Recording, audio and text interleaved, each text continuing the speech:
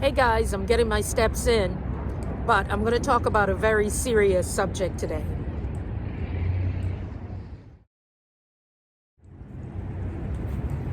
Hey guys, how are you? It's Sharon Orange, CEO in Live in Color. Listen, there's a subject that I want to talk about, particular topic I want to talk about, and it's about violence against nurses. And I've been out doing my walk, and I just wanted to say a little something about it. I don't have all the stats, but I think it's information that we should really discuss because it concerns us all, not just nurses and those in the healthcare or healthcare workers, but also to you as a consumer and also your family and your loved ones. All right, so let's go for a walk and let's get this done. You know, sometimes the weird thing is the videos that may go viral may be the video when you are not all glammed up. And maybe this is the one. But hey, everybody, Sharon, welcome back. Hey, listen, I have to say this. The violence against nurses needs to stop. We need to be concerned about it, and something needs to be done about it. Too many nurses are getting hurt on the job. Too many nurses are being assaulted.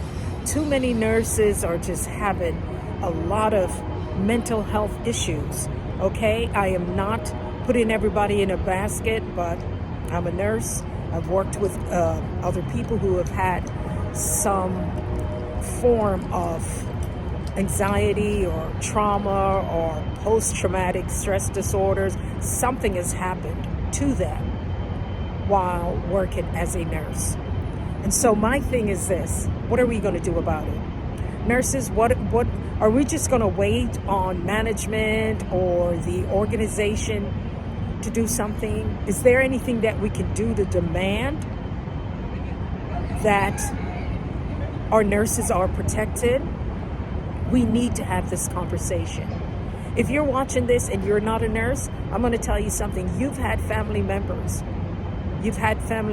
who have been some way, shape, or form in the healthcare system. And you need to be concerned because this is getting out of hand. So I decided to record this video because I just saw a report of a nurse that was assaulted by her patient. And guys, I'm going to tell you, it was brutal for what happened to her. And the family is seeking justice. And my heart went out to that family member because to see your loved one in that condition, it's heart-wrenching. And so when I talk about us as nurses, and I want to speak to my nurses here, listen, I'm not worried about anything else right now, guys. I'm out here doing these 10,000 steps. But I'm also concerned for what's happening to my colleagues. I am not at bedside. At the moment, I'm not at bedside anymore. But there are many of us, especially, and it doesn't matter which department you work in, right? Doesn't matter which department, whether it's the emergency room where you see a lot of things happen, they do, or it could be a psych or medical surgical or even critical care. It also could be from family members. And what am I talking about? That we are being just abused. Sometimes, yeah, I said it, verbally and then physically. It has happened.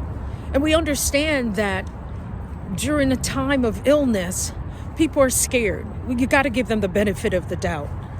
And they want their questions answered. And, you know, they just want to make sure their loved one is okay. And sometimes it just gets out of control. Like that could be from a family member. And the next thing you know, also could be from the patient. Maybe the patient has other things that's going on. Maybe normally they wouldn't be that way. However, I'm saying all of this because I'm giving folks the benefit of the doubt. I'm saying this. There's so much more needs to be done to protect our nurses, to protect us. And it's scary. It's scary to know that you could go into work one day and maybe not even come home because of something. A patient or a family or someone has done something to you or even to your loved one. So it's cause for concern.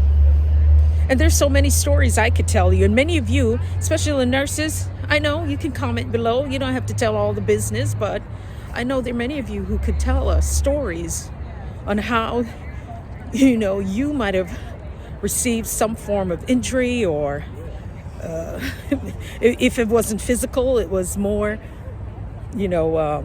verbal, and all sorts of things happens. And I could go on and on and on. But my big thing is this: something needs to be done. And we need to get more active with our, the different organizations in our state. I just feel that this needs to be at the forefront. I may not have as much to say right now because I'm still appalled and hurted by the photos I saw of that nurse recently that was injured. And my heart goes out to her family, and especially to her, to know that she went to work to do a job. And this is what happened. Guys, it's a cause for concern, not just nurses, but for those of us who are in the community who needs health care. This is a cause for concern. So guys, I decided to continue this conversation that, the violence against nurses and how it needs to stop. And when you look at the statistics, the thousands, of nurses who are leaving the profession. And a lot of it has to do with, yes, burnout. It has to do with burnout. It has to do with many will tell you toxic environments. And so I do believe that the burnout of our nurses is something to really look at, but also what we have to deal with in the workplace. Work in the emergency room is one of the places that a lot of things, they do happen there. Whether a patient is upset, scared, or disruptive, and other times you have to understand their mental health issues, other things that's happening. So we understand that it's part of the business, our careers, and what we do. But also it happens on other floors. And sometimes it's not the patient, it's also family members. And I do believe, and I know that there are different nursing organizations that are doing something about it. They're writing about it. They're speaking about it. They're having, this information is being brought up at conferences. And so, yes, it's not like nothing is being done, but I know that we need to bring awareness that this does happen, that nurses are at times in situations where it's not safe. There are cases where, whether it's, and some people say, well, I'll just go to home care, I'll go elsewhere. It's everywhere. And so, yes, the violence against nurses, it does need to stop. And as nurses, we also have a responsibility to get involved, including myself. So I'm going to put the onus on me too, including myself, to get the information that's needed and find out how we can make a difference for those who are at bedside, because it's not just about us. It's also about the future of nursing and how we take care of our patients. All right, guys, I'm going to leave it right here, but I just wanted to add that bit to it. And let me know your thoughts. If you're a nurse and you're watching this and you would like for us to delve in a little bit more, then we can do it. I'll do a few more videos on this, but definitely looking forward to hear your opinion. All right.